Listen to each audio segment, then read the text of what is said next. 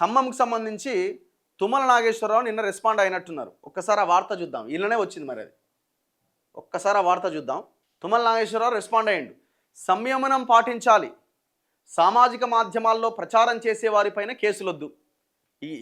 నా గురించే కదా ఆయన మాట్లాడేది. ఎందుకంటే ఖమ్మం జిల్లాలో ఈయన అనుచరులు, ఈయన బినామీలు అందరు కలిసి నా మీద కేసులు పెడుతున్నారు. మండలానికి ఒక కేసు, ఏ పోలీస్ స్టేషన్ ఉంటే ఆ పోలీస్ స్టేషన్లో కేసు. మమ్మల్ని తెచ్చిండు, మా నాయకుడు చాలా గొప్పోడు, పేదల కోసం కష్టపడే పెద్ద నాయకుడు, మాకు సంబంధం లేదు అని మాట్లాడుతున్నారు. దాని మీద నిన్న ఆయన రెస్పాండ్ అయ్యి ఏదో మనకేదో మెహర్బానీ, మనకేదో ఆయన న్యాయం చేసినట్టు, మన మీద ఏమైనా జాలి చూపించినట్టు, ఎలాంటి కేసులు పెట్టొద్దు, సంయమనం పాటించండి అట. ఇవన్నీ లెక్కలు కాదు. 30 ఎకరాల గురించి చెప్పు గంతే, నాకు ఏం అవసరం లే. Bhoodan land survey number 147, survey number 148, survey number 149, ఈ 3 సర్వే నెంబర్లలో ఉన్న మొత్తం భూమి ఎంత? భూదాన్ ల్యాండ్ ఎంత? 62 ఎకరాల 7 గుంటల భూదాన్ ల్యాండ్లో నువ్వు నీ బినామీలు కలిసి మింగింది ఎంత? దానికి ఆన్సర్ చేయి గంతే. మాకు ఈ సొల్లు సోది పురాణం అక్కర్లే, మాకు మీ సంయమనాలు, మీ జాలి ఎవ్వరికి అక్కర్లే. నేను నిన్ననే చెప్పిన, అవసరమైతే తీసుకుపోయి జైలు వేసేయండి అని చెప్పిన. నేను అడిగేది ఒకటే, 62 ఎకరాల 7 గుంటల భూదాన్ ల్యాండ్ ఉందా లేదా? కలెక్టర్ ప్రెస్ మీట్ పెట్టాలి, ఆర్డీఓ ప్రెస్ మీట్ పెట్టాలి, లోకల్ ఎంఆర్ఓ చెప్పాలి. ఈ 62 ఎకర్స్ భూమి ఎక్కడ పోయిందిరా బాబు అంటే దాని మీద చెప్పారు. కేసులు పెడుతున్నారు, సంయమనం పాటించిన ఎవరు పెట్టొద్దు, వాళ్ళు తెలుసుకుంటారు. ఏం అక్కర్లే, మీరు ఫస్ట్ ఆధారాలతో ముందుకు రండి, మీడియా ముందుకి. ఏం దుర్మార్గులరా బాబు. ఆ వీడియోలు చూస్తుంటే, అది చూసినప్పుడల్లా ఏడిపే వస్తుంది. అసలు చూసినప్పుడల్లా ఏడిపే వస్తున్నది. అంత భయంకరమైన వీడియోలు ఉన్నాయి. ప్రజలు ఇబ్బంది పడ్డారు. 10 లక్షలు, 15 లక్షలు, 20 లక్షలు పెట్టుకొని ఇల్లు కట్టుకుంటే సరే, కబ్జానే అనుకుందాం జరిసేపు. ఎవరి భూమి అది? కబ్జానే ఎవరి భూమి అది? భూదాన్ ల్యాండే కదా, ఎవరికి చెందాలి? పేదలకు చెందాలి కదా. అర్హులైన వాళ్ళు ఎవరో తేల్చి ఆ ఇల్లు కూలగొట్టకుండా ఆపి విచారణ చేసి ఆ తర్వాత నిర్ణయం తీసుకోవచ్చు కదా. మరి ఆ ప్రయత్నం ఎందుకు జరగలే? ఆ ప్రయత్నం ఎందుకు జరగలే? నిరుపేదల విషయంలో మానవీయంగా ఉంటాడట. మానవీయంగా ఎట్లా? ఇల్లంతా కూలగొట్టి వాడి జీవితాన్ని నాశనం చేసి, వాడి కుటుంబాన్ని ఆగం చేసి, రోడ్డు పాలు చేసి, నిరుపేదల విషయంలో మానవీయం అంటే కూలగొట్టడమా, నిలబెట్టడమా? అర్హులైన పేదలకు ఇందిరమ్మ ఇల్లు ఇచ్చి ఆదుకుంటాం. నీ ఇల్లు కూలగొడతాం, నీకు ఇందిరమ్మ ఇల్లు ఇస్తాం. నీ కొడుకు ఇల్లు కూలగొడతాం, ఇందిరమ్మ ఇల్లు ఇస్తాం. ఉండు అందులోనే. ఆ అంబేద్కర్ భవన్కి పోయి ఒక రాత్రి పండుకో. నువ్వేదో రోడ్ల మీద పండుకొని ఏదో డబుల్ బెడ్రూమ్ ఇళ్ళ కోసం ఏదో నువ్వు దీక్షలు చేసినట్టు సోషల్ మీడియాలో పోస్టులు పెట్టుకుంటున్నావు కదా. నీ ఇల్లు కూలగొట్టుకో, వచ్చి అంబేద్కర్ భవన్లో పండుకో. ఒక్కరోజు రాత్రి పండుకో. ఒక్కరోజు రాత్రి పండుకో, నీకు తెలుస్తుంది ఆ బాధ ఏందన్నది. వాళ్ళు తినే తిండి తిను, నువ్వు పెట్టేది. ఆటోలలో నువ్వు ఏదో వరద సహాయం బాధితులకు వచ్చిన ఆటోల్లో ఫుడ్ తెచ్చి అక్కడ పెడుతున్నారు కదా, ఆ తిండి తిను చిప్ప పట్టుకొని, నువ్వు, నీ కొడుకు, నీ కుటుంబం అంతా. వెలుగుమట్ల భూదాన్ భూముల వివాదంపై తుమ్మల ప్రకటన. ఖమ్మం జిల్లా వెలుగుమట్ల భూదాన్ భూముల వ్యవహారంలో జరుగుతున్న ప్రచారంపై ఆవేశానికి లోను కాకుండా కార్యకర్తల సమన్వయంతో వ్యవహరించాలని మంత్రి తుమ్మల నాగేశ్వరరావు సూచించారు. సామాజిక మాధ్యమాల్లో ప్రచారం చేసే వారిపై కేసులు పెట్టాల్సిన పని లేదు. భూదాన్ భూముల్లో అర్హులైన ప్రతి పేద కుటుంబానికి ఇండ్లిచ్చే బాధ్యత తనదే. భూదాన్ భూముల్లో ప్రతి పేద కుటుంబానికి 62 ఎకరాల భూమి వాళ్ళకే ఇవ్వాలి. నువ్వు ఇకనైనా బుద్ధి తెచ్చుకొని 62 ఎకరాల భూమి పేదలకే ఇవ్వాలి. ఎవరైతే అక్కడ ఇల్లు కోల్పోయిన వాళ్ళన్నారో వాళ్ళకే ఇవ్వాలి. అందులో పేదలుంటే ఇవ్వు. ఒకవేళ పేదలు లేరు, అనర్హులుంటే బయటికి పంపి. ఎవడొద్దన్నాడు? ఎవడన్నా వద్దన్నాడా? పేదల సంఘం ముసుగులో విలువైన ప్రభుత్వ భూమిని కొందరు వ్యక్తులు అన్యాక్రాంతం చేసి పేదలను అడ్డం పెట్టుకొని సొమ్ము చేసుకుంటుంటే బాధ్యత గల ప్రభుత్వంగా చూస్తూ ఊరుకోబోం. అంటే కట్టుకున్న ఇళ్ళను కూలగొడతావా? ఎవడన్నా అక్రమాలు చేస్తే వాడిని అరెస్ట్ చేయి. కట్టుకున్న ఇల్లు కూలగొట్టే అధికారం నీకెవడిచ్చినాడు? అంటే వాళ్ళని ఎవడో మోసం చేస్తే, ఒకవేళ అనుకుందాం ఎవడో మోసం చేస్తే, ఆ మోసం చేసినట్టుగా నువ్వు భావించి కేసులు పెట్టి నువ్వు అరెస్ట్ చేసి విచారణ చేసి పేదలను ఆదుకోవాలా? వాళ్ళ మీద కోపంతో వీళ్ళు ఇల్లు కూలగొడతావా? దానికి ఏమైనా అర్థం ఉందా? తలకాయ ఉందా? అక్రమార్కులపై చర్యల విషయంలో ఎంత కఠినంగా ఉంటామో పేదల విషయంలో అంతే మానవీయంగా ఉంటాం. అక్రమార్కుల చేతిలో మోసపోయి హక్కులేని భూమిలో కబ్జాదారులుగా బతకాల్సిన కర్మ పేదలకు లేదు. హక్కు లేని భూమి అట. ఎవరికి హక్కు ఉంది? నీకు హక్కు ఉందా? హక్కు ఆ పేదలకే ఉన్నది. హక్కు లేదని ఆ పేదల గురించి ఎట్లా చెప్తావు నువ్వు? గత 6 ఏళ్లుగా భూదాన్ భూముల్లో కనీస సదుపాయాలు లేని దుర్భర పరిస్థితుల్లో పేదలు జీవిస్తున్నారు. మరి నువ్వే కదా ఎమ్మెల్యే 2 ఏళ్లుగా. అంతకుముందు కూడా ఖమ్మం జిల్లాలో నువ్వే కదా ఏళ్ల తరబడి. కరెంటు, డ్రైనేజీ, తాగునీరు, సరైన రహదారులు కూడా లేని దుస్థితి ఉన్నది. కొంతమంది కబ్జాదారుల చర్యలతో అన్యాక్రాంతమైనందువల్ల అక్కడ కనీస సదుపాయాలు కల్పించలేని పరిస్థితి. ప్రజాప్రభుత్వంలో పేదలు ఇంత దుర్భరంగా బతకాల్సిన అవసరం లేదు. భూదాన్ భూముల అక్రమార్కులపైన ప్రభుత్వం చట్టపరంగా చర్యలు తీసుకుంటుంది. పేదల సంఘం ముసుగులో భూదందాను ఉపేక్షించబోం. దుర్మార్గులు మీరు, వాళ్ళు కాదు. అర్థమైందా? వాళ్ళు కాదు. నాకు దానికి ఆన్సర్ చెప్పా. ఈ 62 ఎకరాల సంగతి చెప్పు. ఈ 62 ఎకరాల్లో ఈ పట్టాల గురించి చెప్పు. ఇగో ఇలా 62 ఎకరాల్లో ఈ రిజిస్ట్రేషన్లు అయినాయి, నాన్ అగ్రికల్చర్ ల్యాండ్స్ కింద మారినాయి. భూభారతి లైవ్లో కనబడితే లైవ్ చూస్తే ఇగో ఇవన్నీ తెలుస్తున్నాయి. ఇన్ని డాక్యుమెంట్స్ ఉన్నాయి. ఎవడు కబ్జా చేసింది ఇవన్నీ? బినామీల పేర్లతోని. ఎవరు? నీ కొడుకా, నువ్వా, లేకపోతే నీ బినామీలా? ఎవరో సురేష్ అట, రకరకాల పేర్లు వినబడుతున్నాయి. వాళ్ళ బినామీలు ఇందులో ఉన్నారు. దీనికి ఆన్సర్ చేయి ఫస్ట్. ఎంత భూమి ప్రొహిబిషన్ లిస్ట్లో ఉండాలి, ఎంత భూమి ఉన్నది, దీనికి ఆన్సర్ చేయి. దీనికి ఎప్పుడు మానవీయ కోణం, తోటకూర, చింతకాయ తొక్కు, ఈ మాటలు మాకు అవసరం లేదు. మాకు ఫస్ట్ దీని గురించి ఆన్సర్ చేయి మిస్టర్ తుమ్మల నాగేశ్వరరావు. 62 ఎకరాల 7 గుంటల భూమిలో 31 ఎకరాల 7 గుంటల భూమిలో కట్టుకున్న ఇల్లు కూల్చేసినాం. మిగతా 30 ఎకరాలు ఎక్కడుంది అని అడుగుతున్నాం. దీనికి ఆన్సర్ చేయి ఫస్ట్. ఇగో ఈ కబ్జాల సంగతి చెప్పు. ఇగో ఎవరి? బోనాల అంబాప్రసాద్, బోనాల రామకృష్ణ, ఎవరిల్లంతా? లక్ష్మీనారాయణ ఎవరు? ఆదిరాజు ఉషారాన్ ఎవరు? పాటిబండ్ల సీతాకుమార్ ఎవరు? మీకు తెలిసిమే. తెలిసి వీళ్ళంతా మీ బినామీలే. వీళ్ళంతా దగ్గుల నాగమని ఎవరు? దుండేటి సత్యనారాయణ రెడ్డి ఎవరు? రామకోటి రెడ్డి ఎవరు? నాగమని ఎవరు? జానకి రామయ్య ఎవరు? రామసైదులు ఎవరు? ల్యాండ్ స్టేటస్ భూదాన్ ల్యాండ్ ఇంకా కనబడుతున్నది భూభారతిలో. షేక్ జానిమియా ఎవరు? జలజారాణి ఎవరు? చలమశెట్టి నళిని ఎవరు? ఇగో ఈ భూమి నాన్ అగ్రికల్చర్ కింద ఎట్లా మారింది? వీటికి ఆన్సర్ లేదు. నీ దగ్గర వీటికి ఆన్సర్ లేదు. ఇగో వెలుగుమట్ల భూదాన్ భూముల ఆక్రమణలో పేదల సంఘం చేసిన మోసాలు బయటకు రాకుండా ప్రతిపక్ష పార్టీల సహకారంతో కొందరు సామాజిక మాధ్యమాల్లో ప్రభుత్వంపై బురద జల్లే ప్రయత్నం చేస్తున్నారు. అంటే కేటీఆర్ నాకు పైసలు ఇచ్చి చేపిస్తుందా? ఇంతకంటే సిగ్గుమాలిన వ్యవహారం ఉందా? ఎవడన్నా నమ్ముతారా నువ్వు చెప్పినా? చెప్పవయ్యా బాబు, ఆన్సర్ చేయి. కబ్జాలకు పాల్పడే ముఠాపై చట్టపరంగా చర్యలు తీసుకోకపోతే ప్రభుత్వ ఆస్తులు అన్యాక్రాంతం కావా అనే విషయాన్ని ప్రజలు గుర్తించాలి. కేటీఆర్ పువ్వాడ అజయ్ కబ్జా చేసిన పక్కనే ఉంది. చలో దాని మీద ఫోకస్ చేయి. దాని అవతల పొంగులేటి శ్రీనివాసరెడ్డి కబ్జాలోనే, దాని మీద ఫోకస్ చేయి. నందిగామ రజిత్ ఎవరయ్య? తుమ్మల నాగేశ్వరరావు దాని గురించి, ఆమె గురించి చెప్పు జరా. ఆయిల్ పామ్ విషయంలో, ఆయిల్ పామ్ సంబంధించిన దాంట్లో నందిగామ రజిత అనే ఆమె అకౌంట్లకి కోట్ల రూపాయల విలువైన డబ్బులు ఎట్లా ట్రాన్స్ఫర్ అయినాయి? దానికి ఆన్సర్ చేయి. ఒక ప్రెస్ మీట్ పెట్టి నీ ఆయిల్ పామ్ భాగవతాల గురించి మాట్లాడితే నిన్నెవరు, ఆయన ఎవరు, ఆలపాటి ప్రసాద ఎవరు అట పెద్ద మనిషి ప్రెస్ మీట్ పెట్టిండు. ఆయన కథ చాలా ఉన్నది, మొత్తం డీటెయిల్గా బయటికి తీసినాం. ఎవరే మీరంతా ఖమ్మం జిల్లాలో? ఎవరు మీరంతా? మీ అరాచకాలు ఏంది? ఈయనట మీడియా మీద జాలి చూపిస్తున్నాడు. ఎవరి మీద జాలి చూపించొద్దు నువ్వు. ఎవడి మీద? పేదల మీద జాలి, మానవత్వం చూపించే ప్రయత్నం చేయి. ఇగో భూదాన్ భూముల వ్యవహారంలో నిజమైన పేదలు గుర్తించాలి. వారికి ఇందిరమ్మ ఇల్లు నిర్మించేందుకు 10 ఎకరాలు సిద్ధం చేయాలని కలెక్టర్ని ఆదేశించిందట. ఖమ్మంలో పేదల కాలనీలకు పునాదులు వేసిందే తాను. రామన్నపేట, దానవాయిగూడెం, రకరకాల ప్రాంతాల్లో వేలాది మంది పేదలకు ఇల్లు కట్టించినట్టు. నాకు గదంతొద్దు కానీ గిదానికి ఆన్సర్ చేయి. ఎటువై ఆ వీడియో? ఈ పెద్ద మనిషి నువ్వు, నీకు మానవీయ కోణం ఉంది కదా, నీకు జాలి, దయ, గుండె ఇవన్నీ ఉన్నాయి కదా, ఒక్కసారి దీనికి ఆన్సర్ చేయి. ఈ వీడియో చూసిన తర్వాత నీ నీ నీ ఫ్యామిలీ మొత్తాన్ని కూర్చోబెట్టి ఈ వీడియో చూయించు. నీ ఫ్యామిలీ మొత్తాన్ని కూర్చోబెట్టి ఈ వీడియో చూయించు మిస్టర్ తుమ్మల నాగేశ్వరరావు. నీ కొడుకు చూయించు. నీ కొడుకు బాగా ఇది చేస్తున్నాడు, పోలీసులకి ఫోన్లు చేసి ప్రెజర్ పెడుతున్నాడు, కేసులు పెట్టని మీ కొడుకు కూడా చూయించు. టోటల్ మీ ఫ్యామిలీ అంతా కలిసి ఈ వీడియో చూడాలి.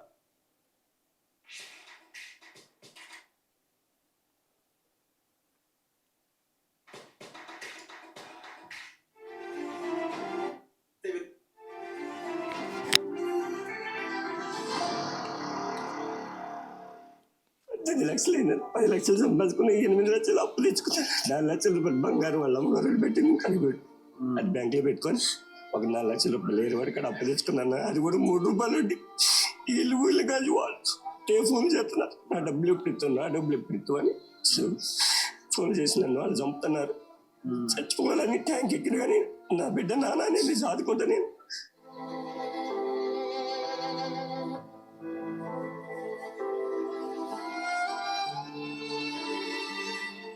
నాకు కనీసం కలెక్టర్ గారు ఒక నోటీస్ ఇచ్చి నన్ను అబద్ధం ఆడుతున్నాను అన్న, ఒక్కసారి కలెక్టర్ గారికి పోదామన్నా, నన్ను చచ్చిపో. నాకు ఏదో నోటీస్ ఇచ్చినట్టు చూపిస్తే నేను అక్కడ చచ్చిపోతాను, నా పిల్ల నేను చచ్చిపోతాను. నోటీస్ ఇవ్వకుండా ఇవ్వలేదన్నా, నాకు నిజమన్నా, నాకు నోటీస్ ఇచ్చినట్టు కనీసం సామాన్లు చదువుకునేవాడు. సామాన్లు చదువుకొని నా బిడ్డనే గుంజుకొచ్చారు బయటికి.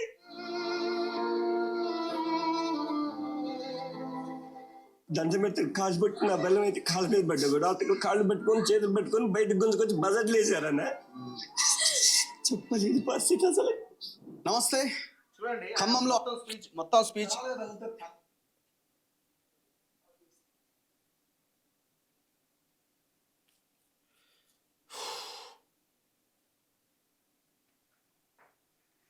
వదిలేసి ఎట్లా వెళ్ళిపోతాయో, గూడు నిడిచినాం నా గుడిసె నిడిచినాం లెక్క.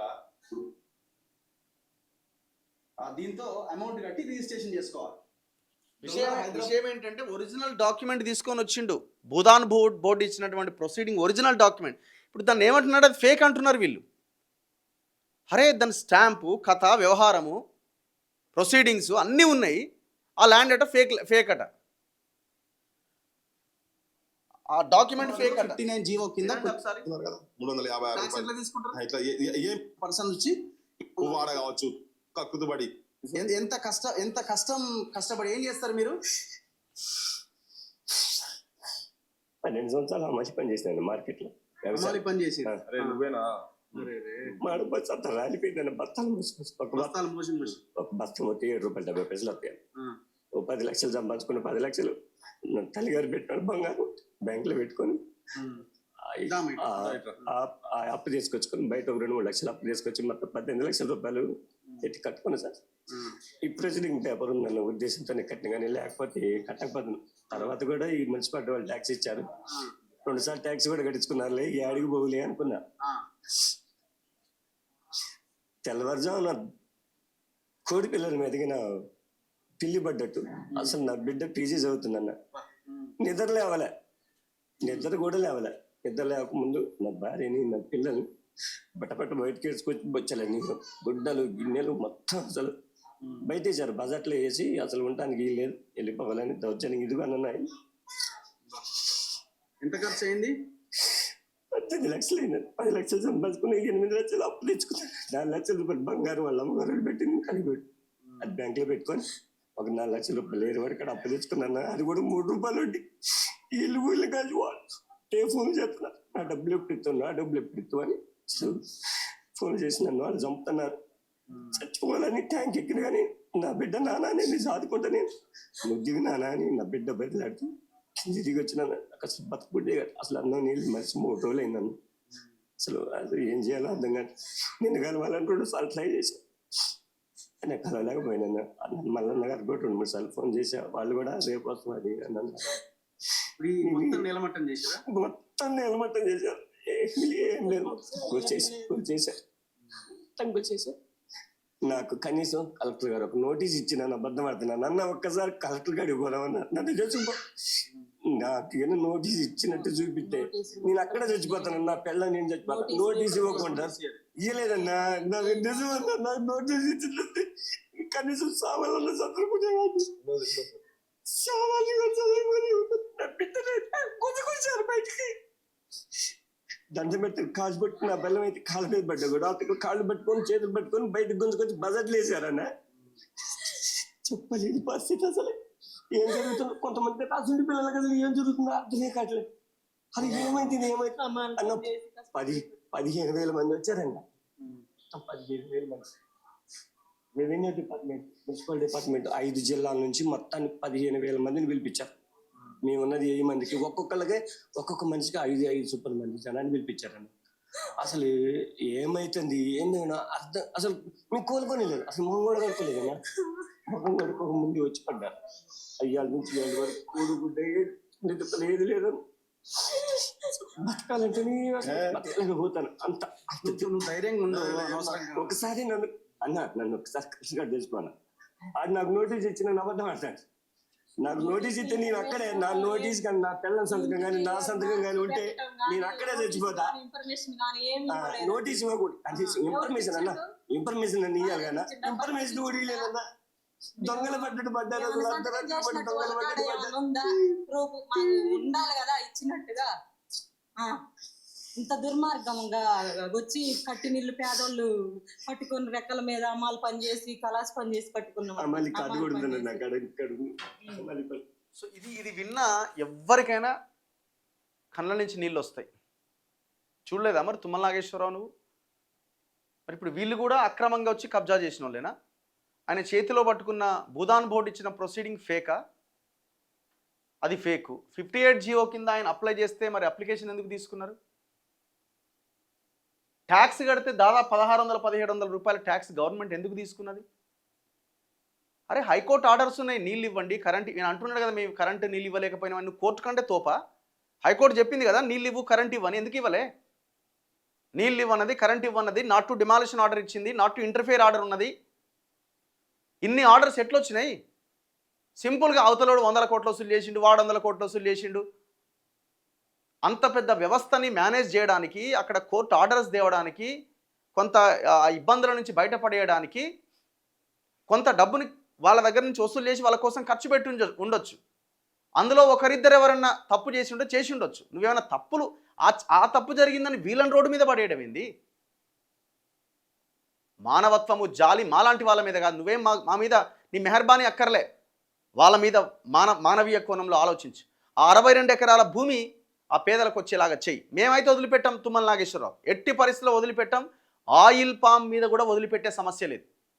నీ ప్రీ యూనిక్ అనే కంపెనీ ఎక్కడి నుంచి వచ్చింది, దాన్ని ఎవరు నడిపిస్తున్నారు, మొత్తం కథ అంతా బయటికి తీస్తాం. దీని వెనకాల, ఈ ప్రీ యూనిక్ అనే కంపెనీ వెనకాల ఉన్నది మీ కుటుంబమే.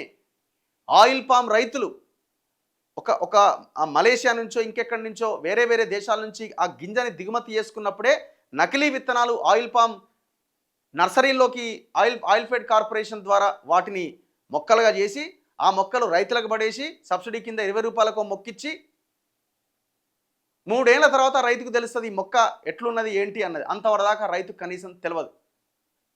మేము దాదాపు కొన్ని 10 గ్రామాలు 2 రోజులు అక్కడే నేను ఉండి గ్రామం తిరిగిన.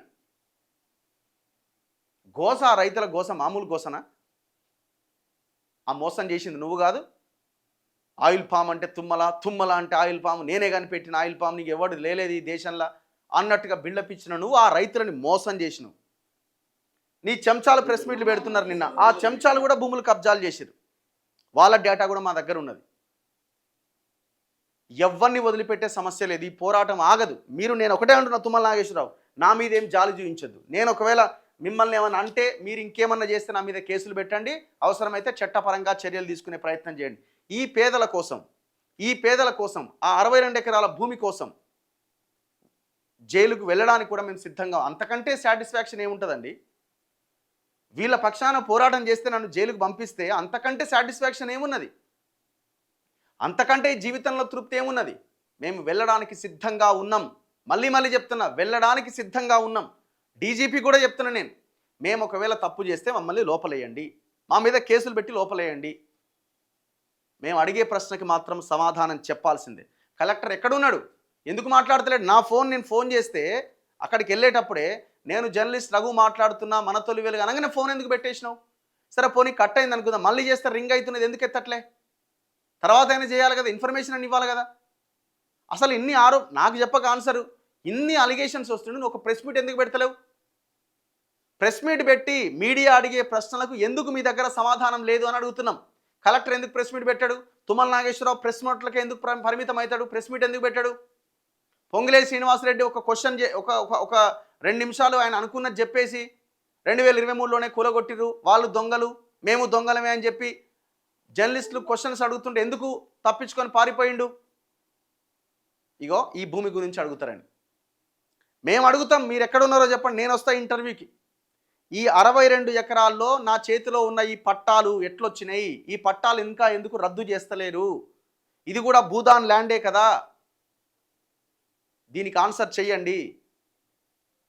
అడగండి అక్కడున్న బీజేపీ, కాంగ్రెస్, మిగతా బీఆర్ఎస్ అండ్ మిగతా కమ్యూనిస్ట్ పార్టీలు, మీరు క్వశ్చన్ చేయండి. 62 ఎకరాల భూమి ఎక్కడుందిరా భయ్య అని అడగండి. కలెక్టర్ ఆఫీస్ని ముట్టడించండి, కలెక్టర్ని లాగండి బయటికి, కలెక్టర్ని బయటకు వచ్చి ప్రెస్ మీట్ పెట్టమనండి.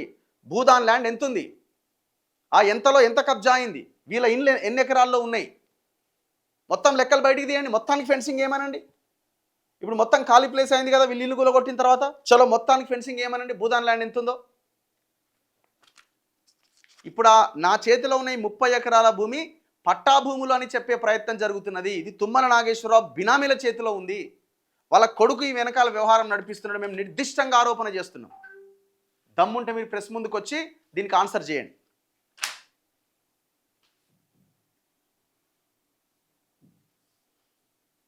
చలో నెక్స్ట్ మిగతా వార్తల్లో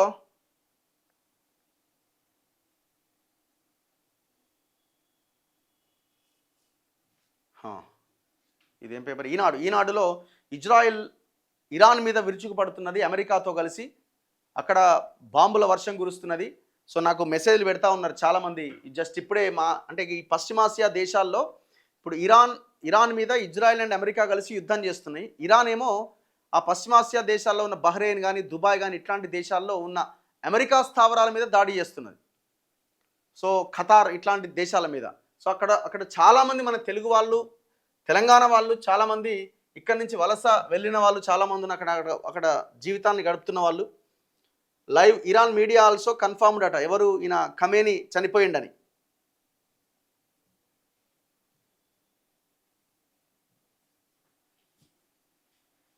కలెక్టర్ ఆన్సర్ చేయడానికి ఎందుకు భయపడుతుండు, తను చేసింది కరెక్ట్ అయితే అక్కడ ఉన్న బాధితులతో డైరెక్ట్గా మాట్లాడొచ్చు కదా, పేదల్లో ఉసురు తగిలిపోతాడు, ఆ హమాలీ సీనన్న క్షోభ తగులుతుంది. తెలంగాణలో కాపు నేత రంగా విగ్రహాలు కొన్ని పదుల సంఖ్యలో పెడుతున్నారట. నేను చెప్తున్నా కదా, తెలంగాణని మొత్తం తెలంగాణ వచ్చిన తర్వాతనే నాశనం అవుతున్నది, ముందు కంటే ఇప్పుడు ఇంకెక్కువ నాశనం అవుతున్నది. ఎవరి వల్ల? మన నాయకుల వల్ల. చలో